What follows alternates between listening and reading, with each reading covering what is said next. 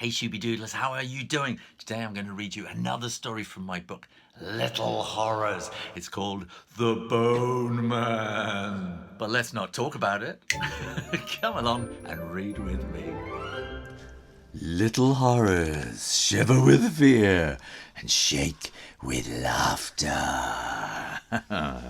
The Bone Man. Yuck! It was horrible!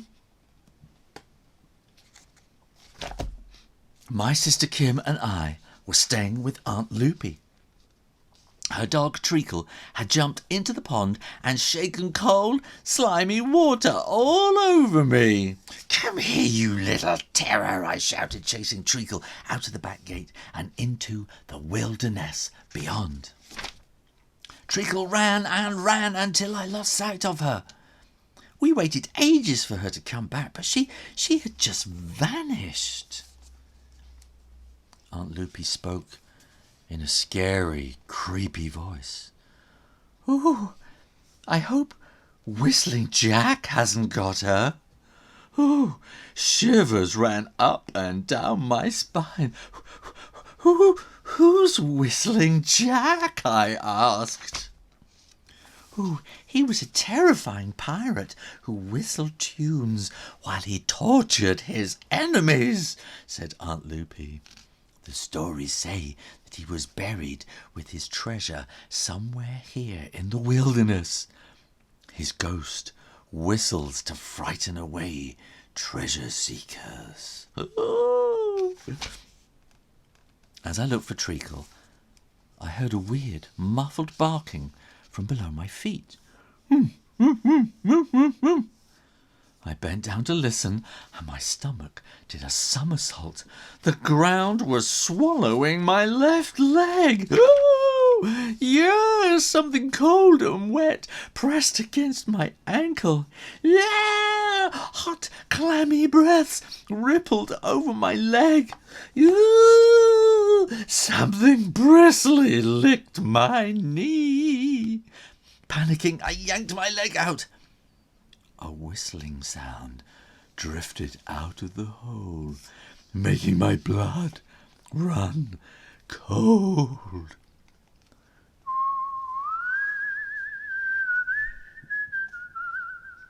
"Ah, it's Whistling Jack!" I shouted. "I can hear him!" Aunt Loopy ran over and peered into the gaping darkness. "It's Treacle," she laughed. "She must have fallen down the hole like you did." She grabbed Treacle's collar and pulled her out. Treacle bounced about, proudly showing off the bone that she held in her mouth. And when she breathed, the bone made a squeaky, tooting whistle.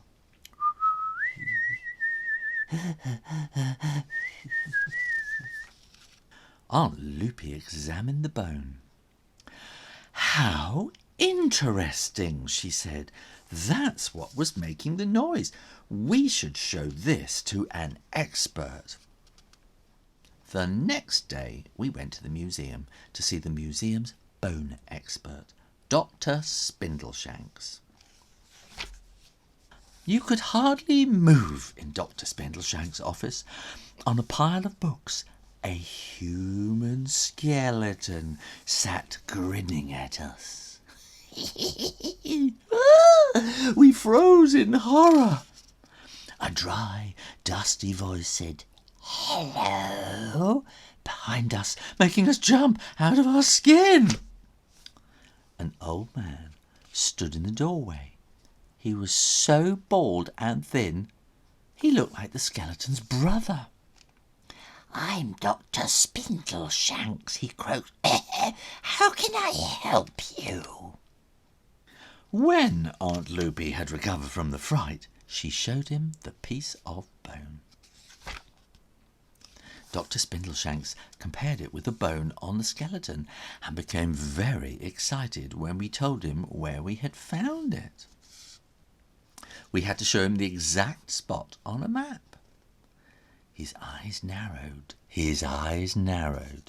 and he whispered to himself, "It could be where Whistling Jack is buried."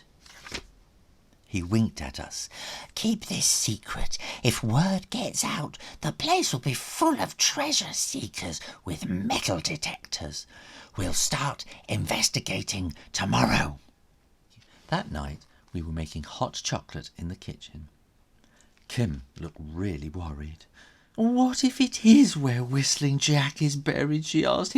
He won't haunt us, will he?"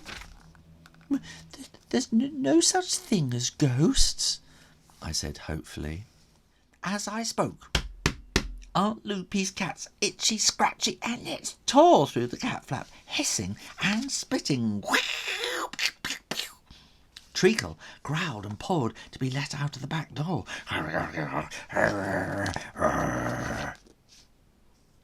Through the window, far out in the dark wilderness, 2 glowing red eyes swayed hypnotically. Aunt Loopy opened the back door a crack. An eerie sound floated across the still night air.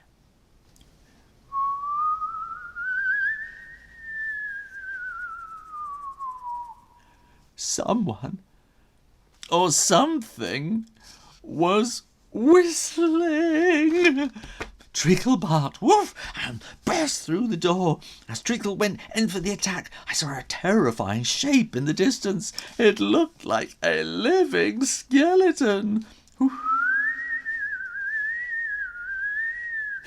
It's Whistling Jack," I gasped. There was a terrible wailing and whistling and barking.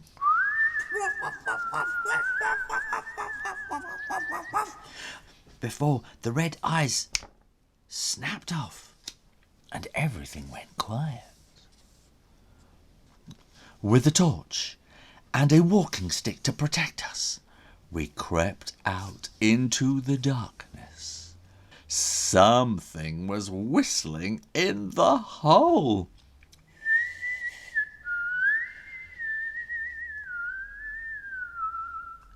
Had Whistling Jack got our Treacle? Aunt Loopy's torch lit up the ghastly scene. Treacle stood guard over a pale, thin body. It raised a scrawny, bony hand towards us. It pleaded with the feeble, ghostly voice. "Help! Dr. Spindleshanks," we all cried. Back in Aunt Loopy's house, Dr. Spindleshanks showed us his metal detector. It had 2 red lights on the front, and it whistled when it found something metal. That's what we had seen and heard. Dr. Spindleshanks hung his head. "I'm sorry, I couldn't wait until tomorrow. I wanted to be the one who found Whistling Jack's treasure." "So you think it really is where Whistling Jack is buried?" Aunt Loopy asked excitedly. Dr. Spindleshanks shook his head. "No, that hole is an old animal lair. Your bone probably came from a fox's dinner. If the story of Whistling Jack's treasure is true," he continued, "I think someone would have found it by now." Phew! We went to bed, happy. There was no ghost of Whistling Jack after all. Next day we went for another walk and Treacle disappeared again. Weird, warbling whistles drifted out of another hole in the ground. I stuck my arm in and felt around for Treacle. Something wet and bristly licked my other hand. Something wet and grisly also licked my face. It was Treacle. But if she wasn't in the hole, then who or what was? And who or what was whistling that creepy, eerie tune? Ah! It's Whistling Jack! Well, I hope that story wasn't too scary or hairy for you. I'm making a lot of story videos on the Shoo Rayner drawing channel at the moment, so make sure you are subscribed for lots more, and click that little bell next to the subscribe button to get notified of new stories. In the meantime, keep watching, and reading, and I'll see you next time. You take care now. Bye-bye.